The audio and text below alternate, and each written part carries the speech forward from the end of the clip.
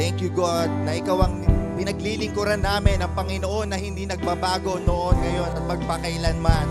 At ang katibayan na ikaw ay mabuti dahil kami po ay nandirito sa lugar na ngayon, Lord God. Sa lahat ng pinagdaanan namin sa buhay, Lord God, you never let us go, Panginoon. That's why we thank you, Lord God. We give you all the highest praises and honor na nararapat sa inyo, Panginoon. Sa inyo po ang pinakamataas na papuri at pasasalamat. Hallelujah, Lord God. Hallelujah. Samahan po natin. Tayo po ay sama-sama magpuri sa ating Panginoon. Ang pinakamataas na hallelujah sa ating Panginoon. Hallelujah. Hallelujah.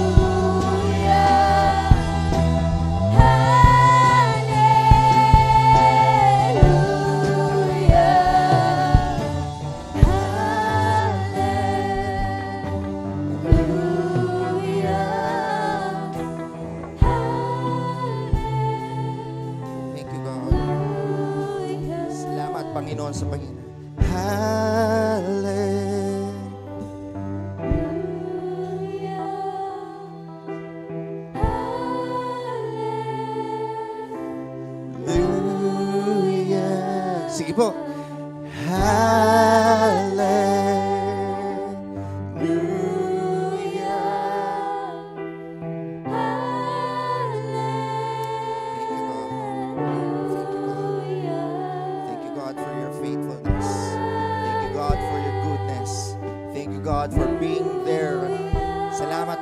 Lagi ka nandyan, na dumirinig ng aming mga panalangin.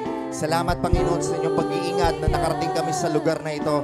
Salamat sa confidence na meron kami dahil ang salita mo ay hindi nagbabago noon, ngayon, magpakailanman. Because all your promises are all yes and amen. And this is our confidence, Lord God, na hindi ka tumatalikod sa mga pangako mo, Panginoon, na ikaw ay laging mabuti, na ang plano mo sa bawat isa, sa mga kabataan, sa mga may trabaho, sa may pamilya, Lord God, ay laging mabuti kahit kanino pa man. Napakabuti nyo, Panginoon. Sa inyo po ang pinakamataas na papuring pasasalamat. Hallelujah. Oh, we thank you, Lord God, for the very last time. Hallelujah.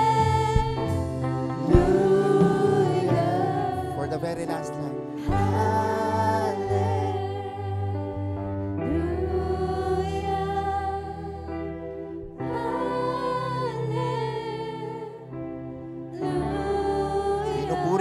Pinasasalamatan, Panginoon. Sa inyo po ang pinakamataas na pagdakila at pagsamba. Ito po ang aming samot dalangin sa pangalan ni Jesus. Lahat po ay pumalakpak at sumigaw ng hallelujah sa ating Panginoon. Hallelujah! Hallelujah! Praise the Lord! Oh, praise God! Napakaganda. Batiin nyo nga po yung katabi mo. Napakaganda ng ngiti mo ngayong umaga. Praise God! At kayo po yung makakaupo na. Maraming salamat po. Napakabuti po ba ng Panginoon sa buhay ninyo? Amen. Praise God. Salamat sa Panginoon at nagkatipon po tayo ngayong umagang ito. At kamusta po ang bawat isa sa maulang linggo? Praise God. At I do believe, Lord, na lagi kang kumikilos sa buhay ng bawat isa. At kaya alam ko na for the meantime, meron po tayong mga kapatiran na hindi po natin nakasama ngayon dahil mare, sila po ay nasa bago makarating ay may bahang pagdadaanan. But I do believe na lahat po ay may dahilan at may rason ng ating Panginoon. At ang Diyos po ay napakabuti palagi. Amen po ba? Amen. Kung mabuti po ang Panginoon, palakpakan po natin siya. Praise God. At maraming salamat sa Panginoon. Una sa lahat, of course, the opportunity to share with you the goodness of God for this morning. At kahapon po, kagaya ng shinare ni Sister Tricia, ang kahapon po, ang music team po natin ay umattend po ng conference with Pastor Romel Guevara. All tickets are paid at sponsored po ng ating Panginoon. Napakabuti po ng Panginoon. Palakpakan po. At habang ang mga kabataang ito ay humakbang na, sige, libre ang ticket. At kahit hindi pa sigurado, sama-sama kami nanampalataya na sasagutin ang ticket nila. May sumagot din ng merienda at pagkain ng mga kabataang ito. At napakabuti natin, Panginoon. At totoo nga po, na kapag tayo po ay humakbang sa pananampalataya, it doesn't matter how it will be answered.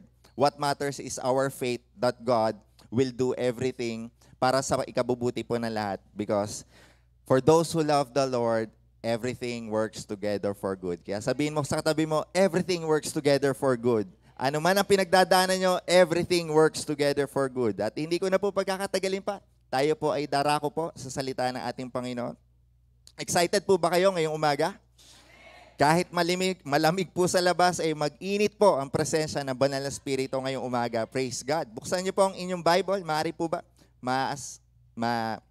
Ma-request ko ang bawat isa. Mahilingan ko po ang bawat isa na tumayo at bilang pagpugay po at respeto sa salita ng Diyos. Buksan niyo po ang inyong Bible sa Book of Mark, chapter 8, verse 14 to 21 po.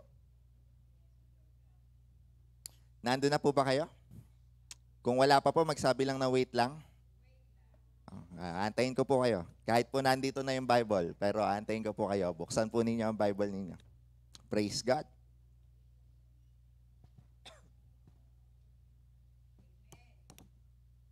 Nag-amen na po si Pastora. Basahin po natin. 1, 2, 3. Now they had forgotten to bring bread, and they had only one loaf with them in the boat. Verse 15. And he cautioned them, saying, watch out, beware of the leaven of the Pharisees and the leaven of the Herod. Verse 16. And they began discussing with one another the fact that they had no bread. And Jesus, aware of this, said to them, why are you discussing the fact that you have no bread? Do you not yet perceive or understand? Are your hearts hardened? Having eyes, do you not see? And having ears, do you not hear? And do you not remember when I broke the 5 loaves for the 5,000? Ilan daw po? 5 loaves for the 5,000. How many baskets full of broken pieces did you take up? They said to him, 12. And the 7 for the 4,000, how many baskets full of broken pieces did you take up? And they said to him, 7. And last verse, and he said to them, do you not yet understand? Purihin po at palakpakan po natin ang ating Panginoon. Praise God. Maaari na po kayong umupo. At sa umaga pong ito ay saglit lang naman po pag-uusapan natin. Hanggang 1 o'clock lang po or 2 o'clock. Pero mabuti pa ang ating Panginoon. At we will have this title, sabi ko kanina kay Sister Aren, ano kaya ang title na gusto ng ating Panginoon? Ang pinag-uusapan po natin dito, ang mga disciples po na ating Panginoon ay sumakay sa barko kasama ang ating Panginoong Jesus. At matapos siya magpakain na 5,000 and 4,000.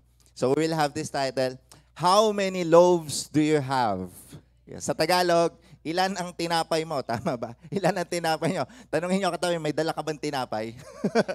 Pero hindi po natin yung kakainin habang tayo po ay nagbabasa ng salita ng Diyos. At tayo po muna ay manalangin. Diyos, aming Ama, dakila sa lahat. Pinupuri ka namin, pinasasalamatan sa umagang ito, Lord God. Have it your way this morning. Speak to us, Lord God. Ikaw ang mangusap sa bawat isa, Panginoon. Buksan niyo po ang aming puso't isipan at matanggap po ang mensahe ninyo sa umagang ito. May these words, Lord, is always breathed by you, Lord God, and transform the life of each and every one, Lord God. This message is so powerful. I do believe na ito po ay hipo at ma-encourage ang bawat isa na lalong lumakad sa pananampalataya at pananalig sa inyo. Ito po ang aming samot dalangin sa pangalan ni Jesus. Amen and amen. At nung binabasa ko po ito sa meditation ko, napaka-interesting po. Actually po, sa midweek po namin, napag-usapan namin ito. But sa oras po na meron tayo, hanggang 9 o'clock lang po midweek namin, hindi po namin ito natapos.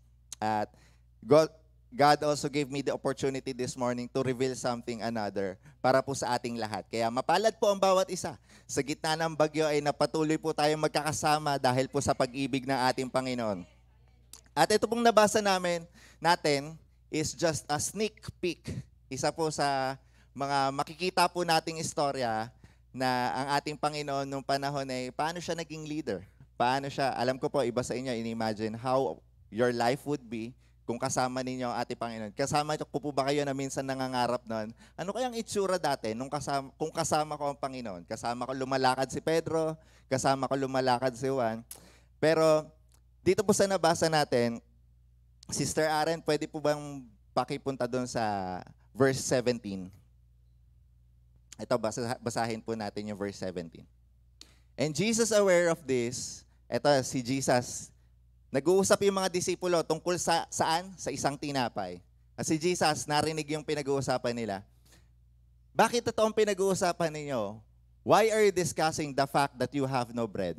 Do you not yet perceive or understand? And are your hearts hardened? Verse 18,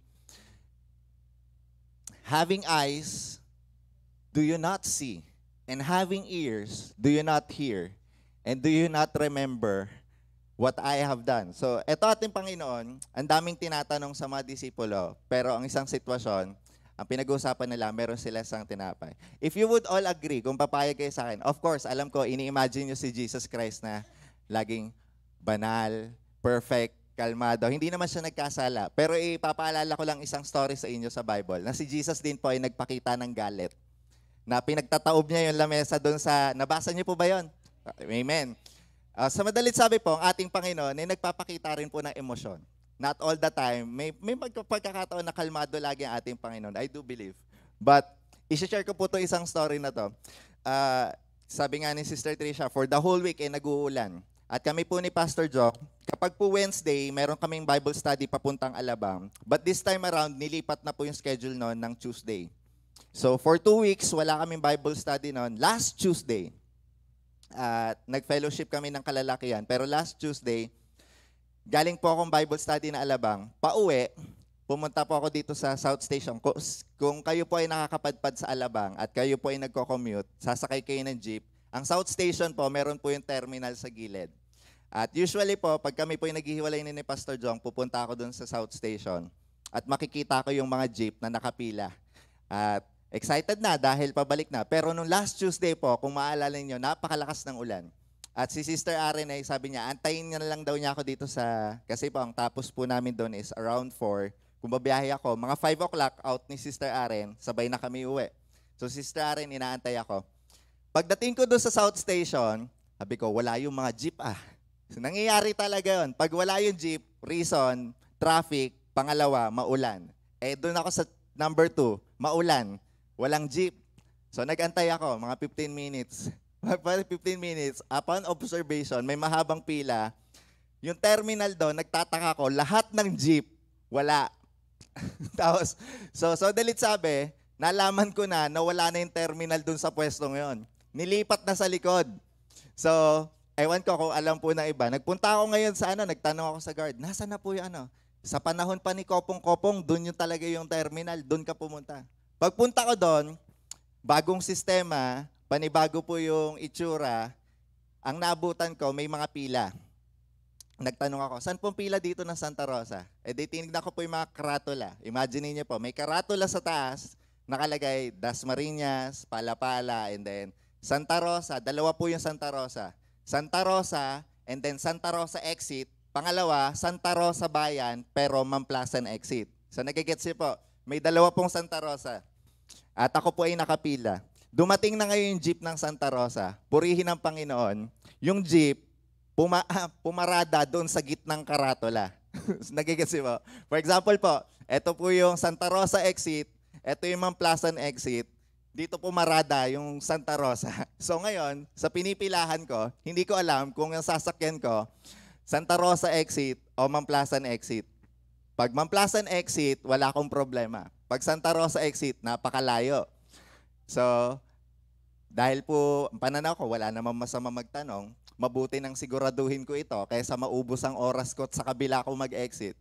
Nagtanong ako ngayon doon sa, anong tawag doon yung naniningil ng konduktor at saka dispatcher. Nagtanong ako, Sir, eto po ba yung Mamplasan exit? No, ako na, makikita mo sa itsura ng lalaki na siya ay pagod na for the whole day, aburido na at nakasimangot. Sir, eto po ba yung Mamplasan exit? Hindi niya ako pinansin, nagbibilang lang ng pera. Dinouble check ko. Sir, Mamplasan exit po ba to? Sumakay ka na, sir. Nababasa mo naman yung karatula. Ang pananaw ko, pwede mo naman sagutin ng yes or no. Sir, okay lang, pwede. Sa Mamplasan po ito. Okay po kayo, safe. O kaya kung hindi naman, dito po sa kabila, Mag-Antay-Lockit. Ang pananaw ko, kapag ang isang tao, na-experience po ba to, may tanong kayo, tapos hindi sinasagot na direkta, maari yung taong yon aburido o kaya irritable. Tama po ba? Nanay ko, nung ako po bata, Mama, nasan yung pagkain? May mata ka naman, gamitin mo yung mata mo, pumunta ka doon na pagkain. O kaya naman, pag nagtatanong kayo sa mga tindahan, for sure, naalala nyo to. Sabi nga ni Kuya Arnie, pabili nga po ng toothpaste, ang iaabot agad sa'yo, Colgate. Eh, hindi naman yung hinihiling mo. Abay, sabi mo, toothpaste eh. Hindi mo naman sinabi na Colgate.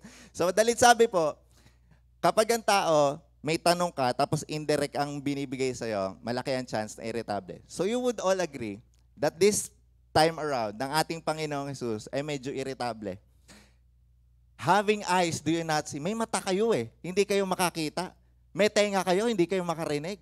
Hindi nyo ba naaalala, ito yung masaya dito, hindi nyo ba naaalala, nakapagpakain ako ng 5,000, nakapagpakain kayo ng 4,000, tapos ngayon problemado kayo sa isang tinapay. At ito po ating Panginoon, I would say annoyed. But, pag inatras nyo po yung story na yan, there's a reason. Number one, yung mga Pariseo, they were asking for a sign. Yung mga Pariseo, ang story po nito, nagpakain ng ating Panginoon 4,000 people. And right after magpakain ng Panginoon, yung mga Pariseo lumapit. Could you give us a sign? Sabi ng mga Pariseo, bigyan mo kami ng senyales tungkol sa kaharian ng ating Panginoon. At ang ating Panginoon, sabi ng ating Panginoon, kung ako, ating Panginoon, kakakain nyo lang nung milagro eh. Kakatikim nyo lang ng tinapay na lahat ay napakain, nag-multiply. Hindi pa ba senyales yan? At ang ginawa na ating Panginoon, He refused to give them a sign. Hindi siya nagbigay ng senyales. Ano po mensahe dito? You cannot use all your efforts just to prove someone na sigurado na siya dun sa pinaniniwalaan niya at hindi magbabago ang isip niya. Kaya tayo po, lalo for this generation, don't spend your time having the validation of everyone sa mga pinopost mo. Titingin ka kung sino nag-light sa inyo. Kung ano ang pinangako sa iyo ng Panginoon, yun lang ang importante. Hindi na importante kung anong sabihin sa inyo ng Panginoon. Basta alam mo ang pangako ng ating Panginoon na siya ay mahal na mahal ka, na ikaw ay importante sa Kanya. If God is for me, then who can stand against me? Basta kasama ko ang Panginoon, hindi na ako mag-e-effort para improve on something. Sabi nga ng mga leaders namin, lalo na panahon ni Pastor Ken, you don't have to prove to anyone. You just have to improve. Mag-improve ka lang na mag-improve. Hayaan mo ang Panginoon kumilos doon sa pinapagawa niya sa'yo. At ang mga tao, kahit hindi ka irespeto, pero pag nakita nila ang ginagawa ng Panginoon sa buhay mo, sila mismo ang magtataka, anong meron sa taong ito? At yun ay ang kabutihan at kadakilaan ng ating Panginoon. Kaya ito po, ito ating Panginoon, na ano'y doon sa mga Pariseo, umakyat, sumampa na sa barko, at yung mga disipulo, sabi doon sa binasa natin kanina, nakalimutan magdala ng tinapay. At another reason na ating Panginoon ay ganito is because malapit na po matapos ang kanyang ministeryo dito sa lupa. He's gonna go to the cross, magpapapako. At probably, mahal na mahal niya itong mga disipulo na to. Kung iiwan niya ang mga disipulong to at ganyan pa rin ang mga pananaw niya, iniisip niya, eto ba yung iiwan ko? Wala pa rin pananalig? Nakakakita lang yung milagro ng Panginoon eh, nag-iisip pa rin at nagda-doubt pa rin.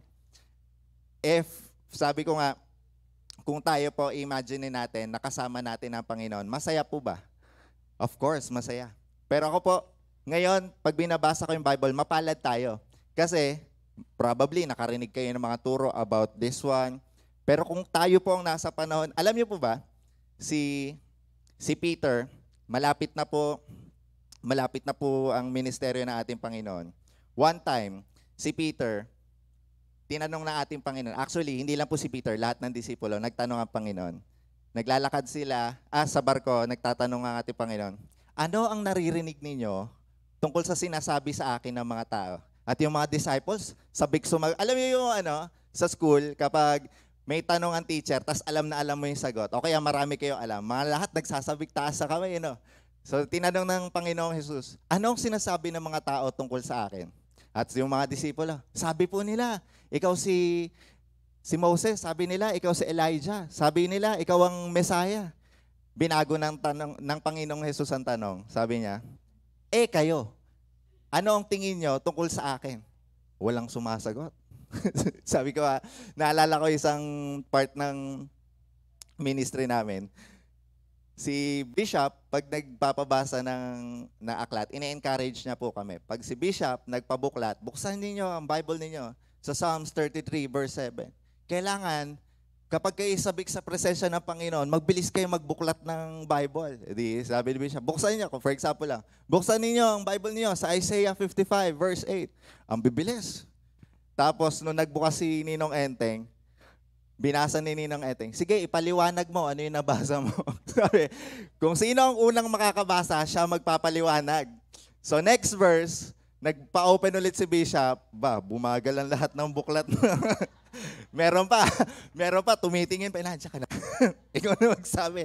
Nakita niyo po yan? Etong mga disipulo, tinanong ng Panginoon, ano ang sabi ng mga tao tungkol sa akin? Ang bibilis magsagot.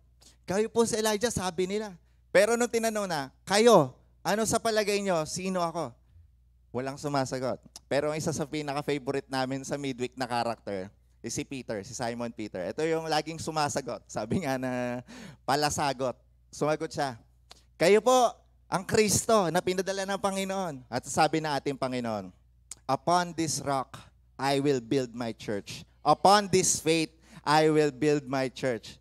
Kung kayo po ang sabihan ng Panginoon, sa pananalig mo, I will build my church. Ano mararamdaman ninyo? Parang, thank you Lord. Talaga namang, 100 out of 100 na. Sure na nasa langit. Pero alam niyo po ba, within that chapter as well, hindi pa po nalayo ang storya. Ang ating Panginoon mananalangin at kinuwento niya na sa mga disipulo niya mangyayari na siya ay ipagkakanulo, papatayin. Ang sabi ni Pedro, si Pedro ulit, ang pinaka-favorite namin. Si Pedro ulit, sabi, hindi ako papayag. Dadaan sila sa katawan ko. Ang sabi ng Panginoon, Satan, umalis ka sa harap ko. Kanina lang, wala pa yung next chapter, iisang chapter pa lang, sabi ng Panginoon, upon this rock, I will build my church. Hindi pa nakakalayo, Satan, go before me. Babalik ta rin ko kayo. Kung kayo po sabihan ng leader ninyo, umalis ka sa harap ko. Ang sakit po, Mapapaisip kayo, mahal pa ba ako ng taong to? Pero for sure, ang ating Panginoon, mahal na mahal si Pedro. So, ganun siya ka-annoyed at this moment. Ganun ang nararamdaman niya. Maybe it's hard for him na iwan muna yung mga disipulo niya. Maybe it's hard for him na ito yung mga nililid niya. At although He is all-knowing at alam naman po nating lahat yon. Pero ating Panginoon, while He gets into the boat, narinig niya ngayon etong mga usapan. Yung mga tao. Ang kagandahan po sa ating Panginoon, minsan talaga matalinghaga ang ating Panginoon. Ang pinag-uusapan po nila dito ay tungkol sa isang tinapay. At ang pinag-uusapan nila, sabi na Panginoon, Sister Aaron, pwede po pabasa ng verse 15? Nandun na po ba kayo? Eto. Ang pinag-uusapan ng mga tao, kayo po, lagi ko po, isa sa pinakagusto ko sa Bible is when I put myself in the shoes doon po sa tao subject. For this time, I put myself in the shoes of the disciple. At pinag-uusapan namin dito ay ang isang tinapay. Tapos ang ating Panginoon na sasabihin niya, watch out. Ay, watch out. Siguro may bagyong dadating. Lulubog ang bangka natin. Maghanda kayo. Pero sinabi ng Panginoon, be careful of the leaven of the Pharisees and the leaven of Herod. Verse 16, and they began discussing with one another the fact that they had no bread. Ulitin ko Ang pinag-uusapan nila, yung kakulangan ng tinapay. Tapos, ang sagot ng ating Panginoong Hesus, mag-ingat kayo sa lebadura, sa yeast, sa lebadura ng Pariseo at lebadura ni Herod. At iniisip ko, anong connect nun? Paano napunta dun sa tinapay namin at ang pinag-usapan ng mga Pariseo, sa tinapay na kakulangan namin at ang pinag-usapan si Herod? Alam mo po, sa Old Testament, pag sinabi pong yeast, ang pinag-uusapan po dyan, ang ginagamit ng Panginoon ng salitang yeast to represent sin, kasalanan, and then unbelief, yung kawalan ng pananalig sa Panginoon. At pag sinama po sila, yeast is also the pride. So ating Panginoon, ang tinutukoy niya, mag-ingat kayo sa pride ng Pariseo at mag-ingat kayo sa pride ni Herod. Ano po ang tinutukoy niya? Mag-ingat kayo sa pride of the religious system, sa mga Pariseyo. Bakit po?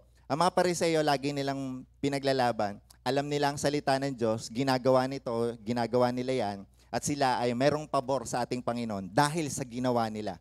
Pero ang totoong pagpapala po ng ating Panginoon ay ang tinatawag na grasya, na hindi mo kailangan pagtrabahuan dahil ito po ay binigay na regalo sa atin na ating Panginoon, na kahit ano pong gawin natin, hindi natin mapapantayan ng mabuti na ating gawa. Kaya ang sinabi ng salita ng Diyos, for we are saved by grace through faith, because of the love of God in our life, na nagpapako siya sa krus para po sa atin lahat. At ang pangalawa po is because etong agenda ni Herod, which is the political agenda, mag-ingat kayo sa pride ng mga politician.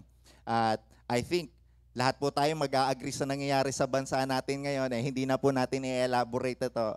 Makikita po natin, hindi po talaga pwede maghalo ang kaharian ng ating Panginoon at ang politika dito sa mundo.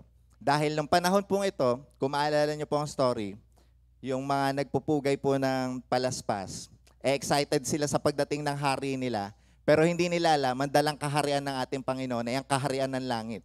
At later on, sila din na nagsabi, ipako yan sa krus. Kasi nga, magkakaiba ang pamantayan ng mga tao pagdating po sa kaharian. Pero ang ating Panginoon Jesus, ang dala-dala niya lamang ay ang kaharian ng Panginoon at ang pangarap niya at ang gusto niyang mithiin para sa lahat, ang lahat po tayo ay makasama. Kaya tapikin mo ang katabi mo, magkakasama tayo sa langit. Amen. Kaya ito po, once again, ito yung sagot ng ating Panginoon. But still, they discussed, alam mo ba, sabi ko sa disciples, kung ako yung disciple, ay wala, isa lang ang tinapay natin, bumubulong pa. Narinig ng Panginoon. Mag-ingat kayo sa lebadura ng Pariseo, lebadura ng Herod. Tapos, yes, lebadura. Hindi ko magigits eh. Pero pinag-usapan ulit nila. They still began discussing one another the fact that they had no bread. Kaya po sa ating Panginoon, talagang matalingaga siya. Ang hirap i-connect nito, but that's how God He is. Alam niyo po ba yung story sa John chapter 12 verse 20 na ating Panginoon ay magmi-ministeryo na, tapos si Philip and si Andrew may lumapit na dalawang Greek, may lumapit na dalawang Griego. Pwede ba namin makamayan, makausap si Jesus Christ? Kumbaga sa panahon natin, babati lang kami, we wanna say hi. Pwede ba namin siya makita? At sinabi ni Philip kay Andrew, di ko lang maalala kung sino yung nauna. Sinabi ni Philip kay Andrew, etong mga to, bibisita daw kay Jesus Christ. Pwede niya ba makausap? Sinabi ni Andrew, sige, lika, puntahan natin si Jesus Christ. Lumapit si Philip at si Andrew, Jesus Christ, Master, eto daw po gusto kayong makausap. Ang sagot ng ating Panginoon, verily, I say unto you, if one grain of wheat falls to the ground, it will be alone. But if it dies, it will bear much fruit. Kakausapin niyo po ba sila? Is that a yes? Nagigets niyo? Walang connect. Pero ating Panginoon, ganyan po siya makipag-usap. There's still always a reason. At pinapakita dito na ating Panginoon na ang mga disipulo at that time at ang Pariseo halos pareho ng mindset. Nakita nila yung milagro and yet nangangamba sila sa pwedeng gawin na ating Panginoon. Nangangamba sila na baka sila'y magutom. Nag-worry sila sa kanilang pagta-travel ay magkulang. Meron silang hawak na isang tinapay, pero ang totoo, dalawang tinapay ang dala-dala nila. Yung isang tinapay nasa kamay nila, pero yung pangalawang tinapay nasa harap nila. Kaya si Jesus Christ, sinasabi niya dito, nasa po natin, hindi niyo pa rin ba maalala na merong 5,000 tao ang pinakain natin, ang pinakain lang naman natin ay meron lang tayo 5 tinapay, pero ilan na natira? Merong 12. Tapos pangalawa, merong 4,000, pero meron lamang tayong 7 tinapay. Sige po, silent nyo muna. Meron pong 7 tinapay at may natira, ilan? Ilang basket daw po sa nabasa natin? 7. So ulitin ko, meron pong 5,000 tao at ang tinapay lamang ay 5 piraso. Ilan po ang natira? 12. Meron pong 4,000, the second miracle, pero merong 7 tinapay, ilan pong basket ang natira? 7. Ano po ang mas maraming natira? Yung una, yung pangalawa? Yung una. Pinapakita dito na ating Panginoon, mas marami yung kailangan provisionan, pero kakaunti yung resources, pero marami ang natitira. Kesa dun sa mas konti, mas maraming resources, pero kakaunti ang natitira. Ano po sinasabi dito? Kung sa math po ang gagamitin natin, it doesn't make sense. Why? Because He is God. Kaya niya gawin ang lahat ng gusto niya para sa ikabuti ng lahat. At yun po ang kagandahan. Sa kaharian ng Panginoon, it doesn't make sense sometimes. You don't understand pag tinignan mo ang tithes and offering sa'yo na ibinalik ng admin, pag kinompute mo, aba, ganito pala kalaki ang pagpapalang dumating sa buhay ko. Kung ano man ang posisyon na meron ka sa trabaho, aba, ito ang posisyon ko, hindi ako nakapagtapos ng pag-aaral. It doesn't make sense. At ikay magpupuri lamang sa Panginoon dahil alam mo na ang Diyos ang kumilos niyan para sa'yo. At alam mo na ito'y pabor ng ating Panginoon. Na hindi mo maintindihan at hindi mo maunawaan, basta ang alam mo, ito ay pagkilos ng ating Panginoon. Ito ay ginawa ng ating Panginoon. And the miracle of the multitude, another thing that I like about this story, sa lahat po ng milagro ng ating Panginoon na mababasa ninyo is, ito lang ang miracle na mababasa ninyo sa lahat po ng 4 Gospels. Makakakita kayo ng pinagaling na ating Panginoon na matagal nang dinudugo sa Luke, pero sa ibang book, hindi nyo na mababasa yon. Yung pinagaling na ating Panginoon na pilay, mababasa mo sa isang gospel, sa another gospel, wala. Ito lang po ang dalawang story, yung pagpapakain ng ating Panginoon, na mababasa po ninyo, na miracle na ating Panginoon, na mababasa niyo sa 4 na gospel. Why? Dahil may pinapakita po dito ang ating Panginoon. Number 1, ito lang po ang isang miracle na ang lahat po ay nakinabang. Marami ang nakinabang. Kasi yung babae na dinudugo, pinagaling na ating Panginoon, siya lang ang nakinabang. Nagigets niyo po? Pero may aftermath naman na yung the Good Samaritan woman na kinausap ng Panginoon, nagkaroon din ng kapayapaan. Yung mga pilay na pinagaling na Panginoon, puro one-on-one ang miracle ng ating Panginoon. Pero ito pong miracle na ito, lahat po ay nakinabang. Kaya ito po, I would say, ating Panginoon nagpapakita po ng something dito. Bago po ang mga 5,000 and 4,000, ang ministeryo po ng ating Panginoon, nagtuturo po siya. Before yung 5,000, 1 whole day siya nagturo. At yung 5,000 nakikinig sa kanya. Actually nga po, hindi lang 5,000 yun . Kung mababasa nyo po yung history, sa old time, ang kinakount lang is yung mga lalaki. So I would say, etong 5,000 is around 15,000 tansya. And then yung 4,000 is nasa 12,000. Napakadami pa din ang pinakain ng ating Panginoon. At ito po, ating Panginoon hindi lamang nagtuturo na nagtuturo. Importante sa Panginoon ang kaluluwa ng bawat isa. Amen po ba? Importante sa Panginoon na ang kaluluwa nyo ay maligtas. Pero itong pagpapakain ng Panginoon, it just shows that your circumstances in life is also important to God. Binibigyan din ng halaga ng Panginoon anuman ang pinagdadaanan ninyo. Binibigyan ng halaga ng Panginoon ang buhay ninyo mismo. Kaya ang pangako ng Panginoon, that I came here so that you will have life and have it more abundantly. Hindi lamang yung kaluluwang importante sa Panginoon. Gusto din makita ng Panginoon na maranasan ninyo ang kaginhawaan dito sa buhay. Kaya ang sabi na Haring David, mararanasan ko ang kabutihan ng Panginoon dito sa lupa pa lamang. Kaya ang panalangin natin, Panginoon, bumaba ang iyong kaluwalhatian mula sa langit, kagaya na rin na nasa lupa. Di ba? Ganun din po panalangin natin. Kaya ating Panginoon, He cares about your circumstances. Kung ikay nagugutom, gustong-gusto mag-provide na ating Panginoon. Kung ikay nanghihina, gustong-gusto ng Panginoon, bigyan ka ng kalakasan. At ito po tao to, ating Panginoon, for 1 whole day, He preached. Pero yung pangalawang miracle, yung feeding the 4,000, He preached for 3 days. Imaginein po natin, makikinig kayo for 3 days sa isang preacher. Amen po ba? Mapapaisip tayo. Kasi ang katotohanan po, minsan, 2 hours, 3 hours, mapapatingin na kayo sa relo nyo at nagugutom na kayo. Pero ito po ang kagandahan po sa milagrong ito. This is why it is important sa 4 na gospel. Pinakita po ito. Number 1 po is, you are called to solve a problem and serve people. Ano po ang sinasabi dito? Kapag ikaw nakakita ka ng problema, ibinagkaloob yan sa iyo ng Panginoon para i-resolve. At pangalawa, ang problemang iyan ay gagamitin sa iyo ng Panginoon para makapaglingkod ka sa tao. Bakit po? Dahil po ang problema at tao, hindi pwede maghiwalay. Sino po dito walang problema? Taas ang kamay. Lahat po tayo may problema. Sa madalit sabi, ang bawat tao may kaakibat na problema. At kung kayo po ay nakakita ng problema, it is for you to solve and serve that person. Paano ko po ito nasabi? Alam niyo po ba, sa Mark chapter 6, pinakain niya yung 5,000. Nag-initiate ang milagro ng ating Panginoon dahil nakita ng mga disipulo ang problema. Ang ating Panginoon nagtuturo for 1 whole day at ang mga disipulo nakaranas na ng gutom. At napansin din nila na yung mga tao ay nagugutom. At itong mga disipulo to, out of good intention, lumapit sa ating Panginoon. Siyempre, pag ikaw ay naglilingkod sa ating Panginoon, as much as possible, gusto mo na ikaw yung talagang nagsaserve sa ating Panginoon. Pero this time around, sabi nila, Panginoon, napakaganda ng preaching mo, na-bless ako. For 1 whole day, purihin ang Panginoon. Pero nagugutom na po yung mga tao eh. Pwede po ba natin pakainin?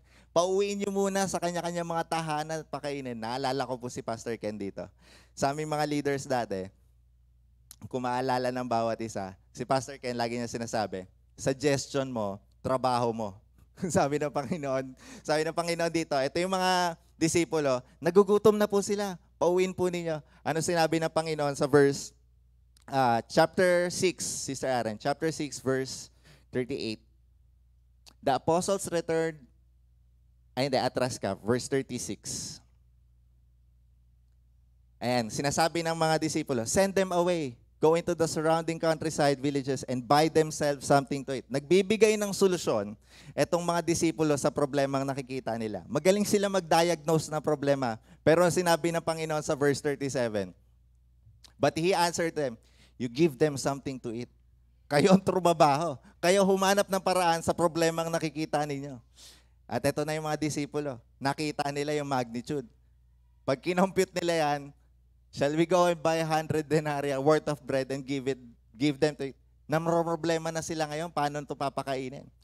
Sabi sa scripture, aabutin ng 8 buwan na sahod para kainin ng ganitong karaming tao. Sa laki ng problema, ang iniintindi po nila, paano po i-resolve ito? But, the thing is, ang ating Panginoon, hindi po tumitingin doon sa kakayanan natin.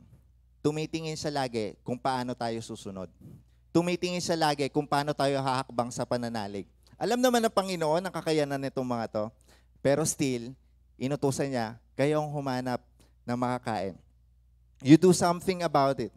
Kaya tayo po, we could easily go to someone. Sabi ko nga, siguro dati medyo mahina pa loob ko at mahiyain ako. But ngayon medyo malakas-lakas na loob. I could easily go to someone and preach the word of God. At magbigay ng Bible verse. Pero importante sa lahat is magkaroon ka ng tinatawag na compassion para sa tao. Alamin mo muna ano yung pinagdadaanan niya.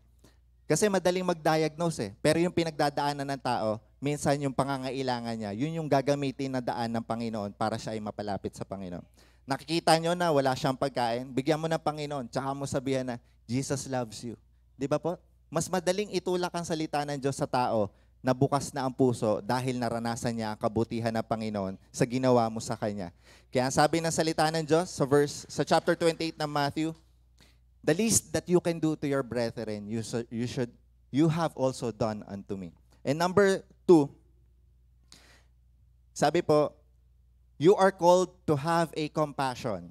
Compassion.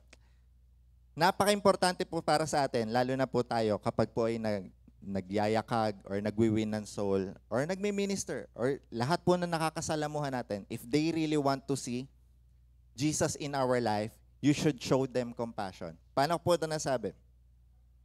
Ito po ang ating Panginoon sa chapter 8 po na Mark. He literally said to the disciples, I have compassion for them. Sa chapter 8, sabi natin Panginoon, I have compassion for them, na kapag sila, pinalayas ko ngayon, nagutom, sa layo ng pinanggalingan nila, mahihimatay sila dahil sa gutom. Number 1 po, ang Panginoon napakadami pong tinuruan, around 4,000. Pero sa dami po ng tinuruan ng Panginoon, alam pa rin niya kung saan nagmula ang bawat isa.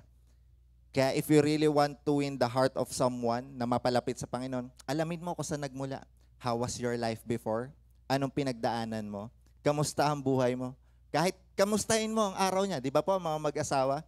Kapag uuwi or kamusta ang araw mo? Bago kayo matulog, magkikwentuhan. It shows na interesado ka sa tao. At ang ating Panginoon ay laging interesado sa pinagdadaanan mo. Kaya tayo din po, kapag tayo po ay mag-share ng Word of God, we also need to understand that we show them compassion. Kamusta ka? Kamusta ang community mo? Bakit kaya ganito ang character ng isang tao? Kasi po, alam niyo po nung na-experience ko yung sa Tuesday, salamat sa Panginoon, sa Diyos ang papuri, I would say na medyo nabago na ako, na-transform na. Kasi kung di pa ako yung dati, ang tingin ko doon, nakakasar to. Pwede naman sumagot na oo, hindi eh. Pero pag upo ko po sa jeep, ang inisip ko, nakakapagod siguro talaga yung trabaho yan. I hope one day, umangat-angat ang buhay niya para hindi naman siya nalulungkot at laging bad trip. Kasi alam mo na yung pinagdadaanan ng tao. You show, that way, you show compassion to others. And number 3, asking the wrong questions. Don't ask the wrong question. Ito na po yung pinaka-interesting na part. When we get the bread, etong mga disipulo, nag-worry sila kung paano papakainin ng multitudes na tao. The magnitude of having the 5,000 people, actually 15,000 or 12,000 people, the magnitude na gagawin ng Panginoon sa buhay nila, papakainin mo, napakalaking problema nito. Ang mga disipulo nga nagtatanong, paano namin mapapakain to? Ilan ang bibili namin para pakainin to? Kaya ang ating Panginoon, tinuro niya sa atin, alam niyo po, pag tayo po ay nagkakaroon ng maling katanungan sa ating Panginoon, yan po ang nagkakos ng worriness natin. Kahit po sa ministeryo, kahit sa buhay po ninyo, ano man ang pinagdadaanan ninyo, kapag mali po ang tinatanong nyo sa Panginoon, it causes your worriness. What if magkaroon ng malakas na bagyo? What if magkaroon ng lindol dito? At mag-aalala ka na mag-aalala sa mga sagot na hindi mo mahahanap dahil mali ang tanong na tinatanong mo sa ating Panginoon. At may pinapagawa sa iyo ang Panginoon na hindi mo maunawaan, Lord God, paano ko ito gagawin? Pero isa sa magandang story na natutunan ko kay Pastor Ken, sa mga leaders, kay Kuya Harney, isa sa favorite verse nila, si Moses po, he has always all the excuses kapag siya ay gagamitin na ating Panginoon. Panginoon, utal ako, hindi ko kaya usapin ng paraon. Panginoon, si Aaron na lang, magaling siya magsalita. Panginoon, mahina ako. Ang tanong natin, Panginoon, what do you have in your hand? Tinanong ng ating Panginoon si Moses, ang una, yung hawak niya ay tungkod lamang para sa pagpapastol. And then later on, it became the rod of God na ginagamit ng Panginoon para sa kapangyarihan niya. So the question is this, how many loaves do you have? Yung title po natin. Ito po ang tanongin niyo sa sarili niyo. How many loaves do you have? Kasi ang ating Panginoon, kagaya po natin, alam ko po, nagtatanong kayo, paano ko mababayaran ng bills ko? Paano ko mababayaran ng utang? Paano ko gagaling? Anong gamot ang iinumin ko? Sinong kakausapin kong doktor? I know you all have those questions. Pero sinabi po ng Matthew 6, chapter 6, verse 31, don't ask these questions, that what shall we eat? What shall we drink? Therefore, do not be anxious saying, what shall we eat? What shall we drink? What shall we wear? Ito yung mga katanungan na normal sa buhay natin. Pero tinuturo na ating Panginoon, hindi yan dapat ang tinatanong nyo. Because if you seek first the kingdom of God and my righteousness, these things shall be added unto you. Etong mga bagay na to, hindi mo po problemahin kung tama ang hinahanap mo. So ang tanong ngayon, ano po yung katanungan? How many loaves do you have? At wag po kayo mag-alala, in-expect ko po yung ganyang reaction ninyo. Ay, anong kinalaman ng tinapay doon sa pinagdadaanan ko? Kung ano man ang pinagdadaanan ninyo, kalungkutan. How many loaves do I have? Anong kinalaman ng tinapay na to? Pero alam niyo po, kagaya po na sinabi ko, kapag po nakakita kayo ng problema, you are called for that. Sometimes, what annoys you is the anointing you have. Kung ano yung bagay na hindi nakakapagkaroon ng kapahingahan sa inyo, na lagi mong iniisip, kailangan maayos ko yun. Nandun ang anointing mo. Dahil tinutulak ka ng Panginoon na may nakikita ka, wala nagluluto sa church. Gusto ko mag-step up para magluto sa church. Yung kapitbahay ko na parang lagi nag-aaway, Nawa gamitin ako ng Panginoon para sa kanila. And that's the anointing that you have. Whatever annoys you, God will use you. At yung katanungan na yan, ilan ang tinapay na meron kayo? Kaya tanungin niyo po ulit ang katabi niyo, ilan ang tinapay na meron kayo? Kasi po, pag tiningnan niyo po, kung ilan ang meron kayo, magbabago po ang pananaw ninyo. Magkakaroon kayo ng shift. Kung ang mga disipulo po, they only look at the magnitude of the lot of people, sa dami ng tao, ang titignan nila, paano nila papakainin ito. Pero nung tinanong sila ng Panginoong Jesus, ilan ang tinapay na meron kayo? Nagkaroon sila ng shift. Nagtrabaho sila. Ilan ang tinapay na meron ka? Meron ka ba tinapay? Meron ka ba tinapay? And then later on, nalaman nila na meron silang 7 na gather na tinapay. Ano yun? Pinapakita ng Panginoon na magkakaroon ka ng gratitude sa kung ano ang meron ka sa buhay mo kaysa intindihin mo kung paano mo re-resolvehin ang problema mo. Na maiintindihan mo na ang Panginoon mayroon nang binigay sa inyo na kaya mong solusyon ang problema na yun. How many loaves do you have? What do you have in you na pwede mong gamitin sa kung ano man ang pinagdadaanan mo? Ito ay mapagpala ng Panginoon at masolusyonan kung ano man ang pinagdadaanan mo. How many do I have? What do I have? Ano ang meron ako na pwedeng gamitin ng Panginoon? And makikita po natin, this is the season for you. That you stop asking God, you stop asking questions about God because God has already called you at pinangako ng Panginoon that you are a peculiar people. You are called to be priesthood. You are anointed. You are loved by God. Pinili kayo ng Panginoon. Napakarami ang tinawag pero kakaunti ang pinili. At ito isang pribilehiyo na tayo magkakasama. At hindi po aksidente na magkakasama tayo ngayon dahil kayo po ay pinili ng ating Panginoon. And this is for the season for you to act. The season for you para kumilos. You stop complaining kung ano yung wala kayo. Just look for the question, ano yung meron ako? Ilan ang tinapay na meron ako? At nandito po yung tinapay. Kung ako tatanungin, kahit anong mangyari, yung tinapay na merong hawak sila, hindi po mako-compare doon sa magnitude. Naranasan nyo ba yan? Panginoon, ang laki ng problema ko. At kung ano man na meron ako, hindi sasapat. Ano man na meron ako, kulang pa din, Panginoon. Kaya I have this wonderful illustration. Ako po ay may dalang tinapay. Ito po ang loaf ko. Ito po ay tinatawag na cheese bites. At gustong gusto ko to. Lagi to binibili sa akin ni Sister Aren. And I would say na, eto, akin talaga to.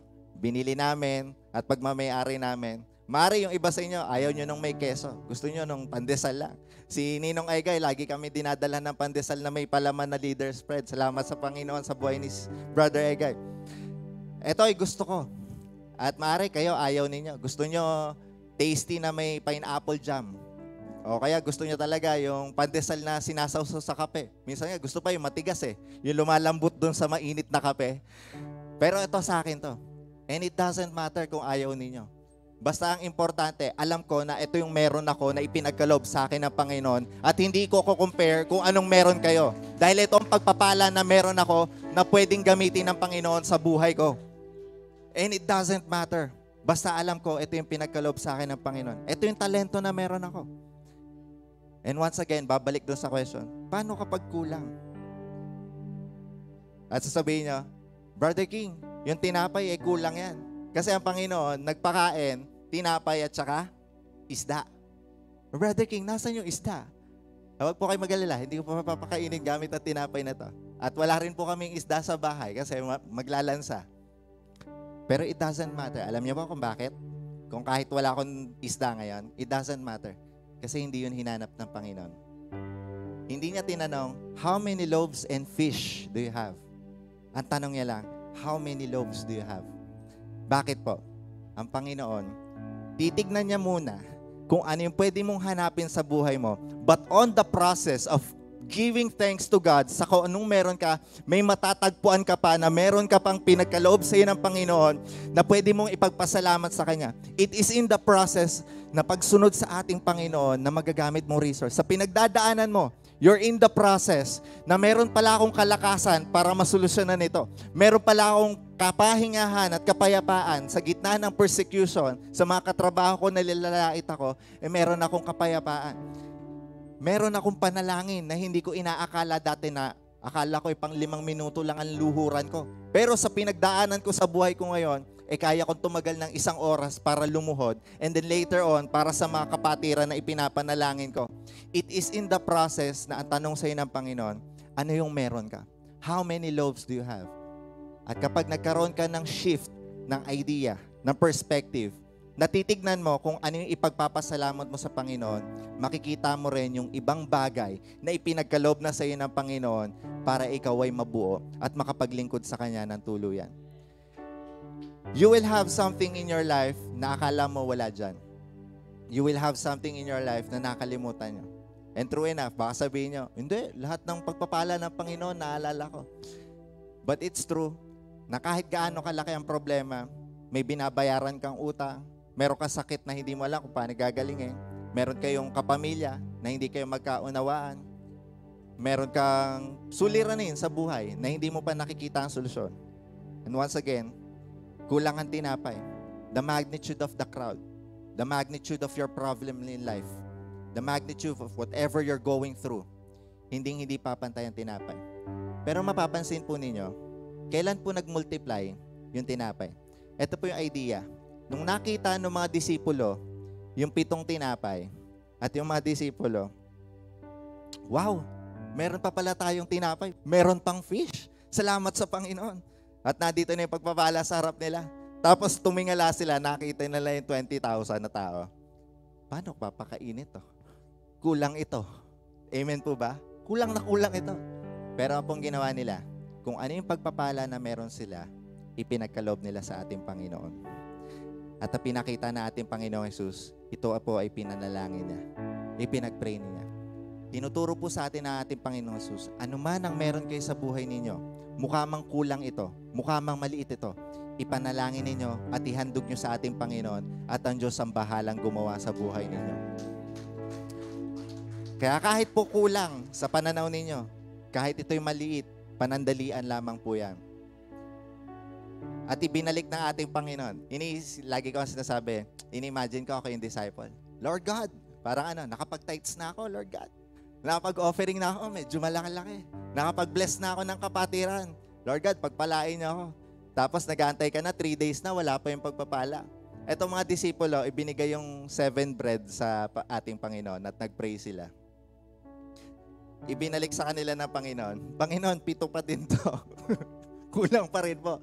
Pinag-pray na ng ating Panginoon, kulang pa rin. Sumunod ka na sa ating Panginoon, hindi pa rin nagagawa yung gusto mo. Ginawa mo na yung lahat, nanalig ka na sa pananampalataya sa ating Panginoon, pero pakiramdam mo, wala pa rin. Kasi ina-expect mo, pagbalik sa iyo ng Panginoon, tuk, tuk, tuk, tuk, tuk, dumami agad yung tinapay eh. At confident na silang haharap ngayon sa mga tao. Ano po ang pinapakita dito sa atin ng Panginoon? Iniisip ko ako yung disciple. Kayo po, isipin nyo, kayo yung disciple. Etong mga tinapay na to, at saka yung isda, nilagay na sa basket. Tapos ipapasa. Una, sikat. Konti lang ang kunin mo ha. Madami pa. Huwag mo lahatin. Tapos si Dana, nakailan na. Pangalawang tinapay. Pangatlo kay Sister Jocelyn. Pang-4 kay Sister Monica. Pang-5 kay Brother Rodel. Pang-6 kay Sister Jasmine. And then kay Sister Monica, 7 na. Kakabahan na ako ngayon kay Pastora. Wala nang madudukot sa basket. Pero nagulat ako, may nakuha pa rin si Pastora. And then si Brother Dick, may nakuha pa din. Si Sister Grace, may nakuha pa rin. Kailan nagmumultiply ang pagpapala? Kapag marunong ka magbigay. Kapag marunong ka mag-share.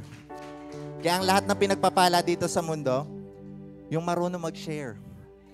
Hindi mo kukumputin kung ano yung meron ka. Kasi kapag kinumpute mo na kinumpute kung anong meron ka, tinitiyak ko lagi ang kulang. Kapag kinumpute mo na kinumpute, yung bayarin ninyo, laging kukulang. Huwag na tayo lumayo kahit ang oras ninyo. Kahit mga kabataan hanggang magkaroon ng pamilya at makapag-retire, lagi pa rin kayong may abalahin. Tama po ba? Ang oras po natin sa Panginoon, lagi ko naririnig, kapag ako nakapagtapos ng pag-aaral, makapaglingkod ako sa Panginoon kasi wala nang thesis. Nagtapos ng pag-aaral, nagkaroon ng trabaho, hindi ulit makapaglingkod kasi busy sa trabaho. Hanggang sa nagkapamilya at nagkaanak, lalong hindi makakapaglingkod. Ibig sabihin po, kapag kung ano yung meron tayo at hindi po natin na ipamahagi, hindi yan magmumultiply. Ang tunay na sikreto para sa pagpapala ng Panginoon ay matuto tayo maghandog sa ating Panginoon. ibigay natin sa Panginoon at ang Diyos ang kikilos para mag-multiply ito sa buhay ng bawat isa.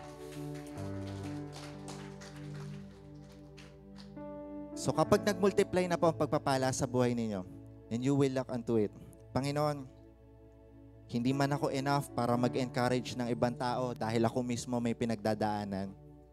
Pero dahil shinare mo ang buhay mo at nagkaroon ka ng tapang na mag-encourage ng ibang tao, darating ang panahon na mga tao nakapaligid sa'yo, sila naman ang gagamitin ng Panginoon para bigyan ka ng encouragement. Sa kaliit-liitan na meron ka at pinili mo ihandog sa Panginoon, ibabalik yan sa'yo ng Panginoon. Sigsig, liglig at nag-uumapaw. Kung ano man na meron ka, you will always think, I am never enough. Kulang ako. I may never be enough as a husband para sa mabuti kong asawa. I will never be enough para sa trabaho na meron ako. I will never be enough para isang maging mabuting kabataan para sa kinabukasan ko. Pero tinitiyak ko sa inyo, ipagkaloob nyo lahat sa Panginoon mula sa maliit hanggang sa malaki. Dahil ang napagkakatiwalaan sa maliit, siya din mapagkakatiwalaan sa malaki. Kaya ang ating Panginoon, tinitignan niya lagi kung hanggang saan ang pananalig natin sa Kanya. Kaya ako naniniwala at this moment, at this morning, lahat po kayo tinatawag ng ating Panginoon. Hindi po kayo nandyan dahil aksidente lamang. Lahat po kayo may pagkakagamit sa ating Panginoon.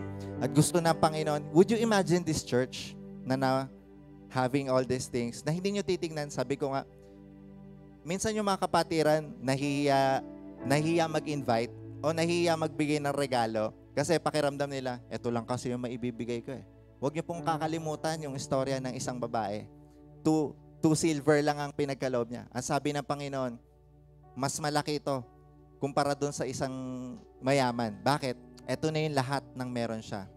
Kaya kung pakiramdam nyo, it is not enough. Ang buhay nyo, hindi kompleto. Pero kapag yan po, maliit man o malaki, pero ibinigay nyo ang best nyo para sa Panginoon, it is more than enough because that is a true sign that you love God more than anything else. Higit sa lahat ng pinagdadaanan nyo, ang Panginoon na maging prioridad ng buhay natin. Higit sa pinagdadaanan natin, ang Diyos lagi ang mataas at madakila. Kaya if you feel in your heart that God is calling you, may ask everyone to stand up and as we pray for this morning, na ang Diyos ay napakabuti at laging tapat. If you heard the word na marami ka pang babaguhin sa buhay mo, totoo yun. Because God is changing me from glory to glory.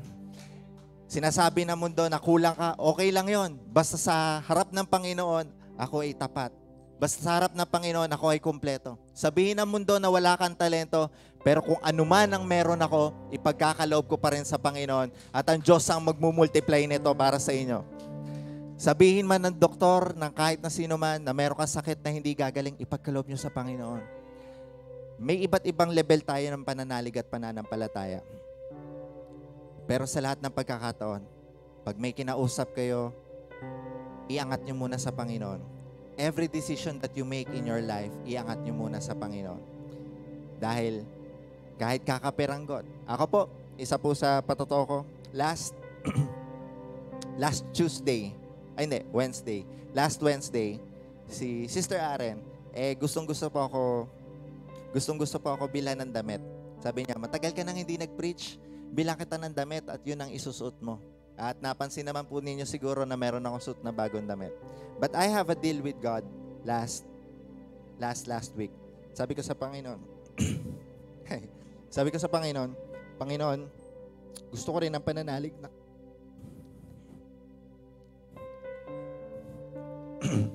pananalig na kagaya ni Bishop at saka ni Pastor Jong, na kung ako talaga itatawagin nyo para mag-share ng kabutihan nyo, damitan nyo ako.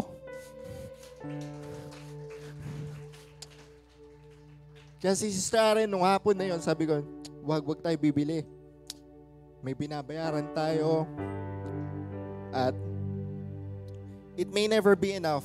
Ang buhay ko, it may never be enough. But right at that moment, may dumating na kapatiran. Pastor King, ito po yung damit na bigay na asawa ko. Suotin niyo po. At ako po'y galak na galak. Dahil marahil, ito po'y maliit na bagay lamang para ikaiyak ko at maging sentimental ako. But for me, alam ko sa buhay ng taong iyon na nagregalo sa akin ito ay higit pa sapat ng pangangailangan niya at napakabuti ng ating Panginoon. Kahit po ang pantalon at sapatos na suot ko ngayon, lahat po ay bigay ng Panginoon. May ginamit siya mga tao at napakabuti ng ating Panginoon. But I also believe na kung ito ay nararanasan ko dahil sa pagtitiwala ko sa maliit, lahat po kayo pagpapalain din ng ating Panginoon. So could we lift up our hands and give praise to our God because He is good. Hallelujah. Thank you, Heavenly Father, for this wonderful message that you have given us, Panginoon. Sa kasagutan ninyo sa panalangin ng bawat isa. Maring ito'y magtagal, pero kami po ay mananatiling tapat sa inyo, Lord God. Maring ito'y magtagal sa oras namin, Panginoon, but your timing is always perfect in the life of everyone, Lord God. Maraming, Lord God, hindi namin maunawaan ang mga bagay nito, Lord God. Maging kabataan man kami, Panginoon. Nagtatrabaho, may pamilya, sa pinagdadaanan po namin, Lord God. We will still hold on your promise that everything will work together for good because we love you, Lord God. And right at this morning, we do believe na kumikilos ka na po sa buhay ng bawat isa, Panginoon. Sa mga tao po na nakatayo ngayon at nais po magsuko ng buhay sa inyo, Lord God, bigyan niyo po sila ng tapang, Lord God. And I would only imagine this church, Lord God, each and every one that they would say, Panginoon, paano niyo po kami gagamitin? Could you imagine everyone na lahat po tayo may ganong klase ng tanong? Paano niyo po ako magagamit para sa ministeryo niyo? Tinitiyak ko, kapag lahat po tayo may ganong mindset na, anuman po ang proyekto na ipagawa sa atin natin, Panginoon, magagawa po natin ito dahil kasama natin natin, Panginoon. Maraming salamat, O Diyos, sa mensahe ninyo sa umagang ito. Naniniwala ako sa mga butong nakatanim sa buhay ng bawat isa, Lord God, ay palalaguin ninyo hanggang sa makauwi sila sa kanilang tahanan, Lord God, at ma-share sa pamilya nila, makita at makahakbang sa pananampalataya na ikaw ay Diyos na tapat at mabuti sa lahat ng pagkakataon sa aming buhay. Maraming salamat, Lord God, sa mga pangako ninyo na laging totoo. For your promises are always yes and amen. Salamat, Panginoon, sa kapanatagan ng aming kalooban, Lord God, ng bawat isa, Lord God. Ano man ang pinagdadaanan nilang kalungkutan, kapighatian, Lord God, ikaw po ang magbigay ng kaaliwan sa kanila, Panginoon. Ano man ang aming suliranin na probisyon, Panginoon, ikaw ang magtutustos ng aming pangangailangan. Sa aming sakit, Lord God, ikaw ang dakilang manggagamot, Panginoon. At ang lahat ng ito po ay inaangkin namin, Lord God, itinataas namin sa inyo at sineselyuhan namin sa matamis na pangalan ni Jesus. Ang lahat po ay magsabi ng Amen and Amen. Praise God. Palakpakan po natin ang ating Panginoon.